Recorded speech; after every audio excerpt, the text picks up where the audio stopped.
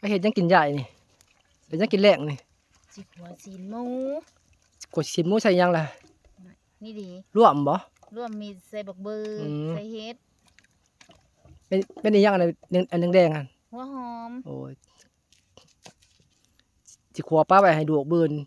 สินหมูซื้อมาแต่ตลาดบ่ได้ไปใช้ดอกอันปีใหม่นี่ก็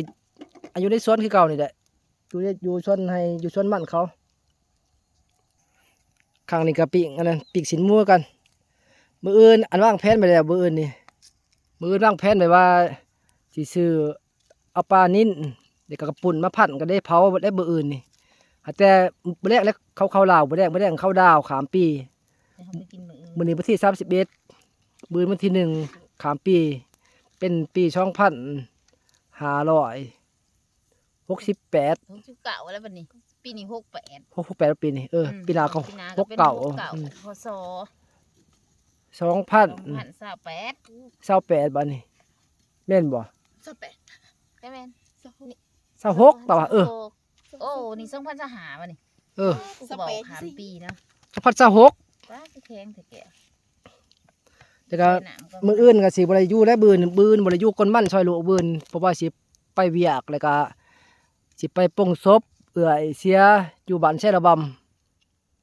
ำปุ่นอันตะเวนกำลังสิตก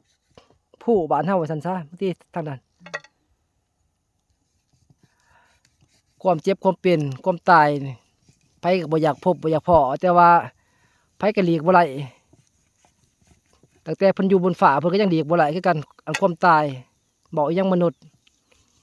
มันขนาดนกอยู่ทั้งฟ้าบินเชิญอยู่ทั้งฟ้าก็ยังตกมาตาย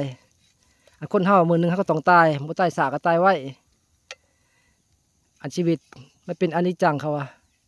มันเว้นห่างกายของคนเฮามันเป็นแบบว่าเฮาอาศัยเพิ่นมาอยู่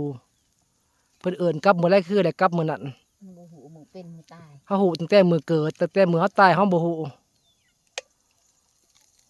มื้อนี้ก็เฮ็ดกินคือเก่าแล้วมื้อนี้ เฮ็ดไว้ให้ลูก เฮ็ดปลาไว้ให้ลูกเบิ่น ผู้ลูกชายก็นั่งอยู่โดดพุ่น อยู่2คนบ่นะ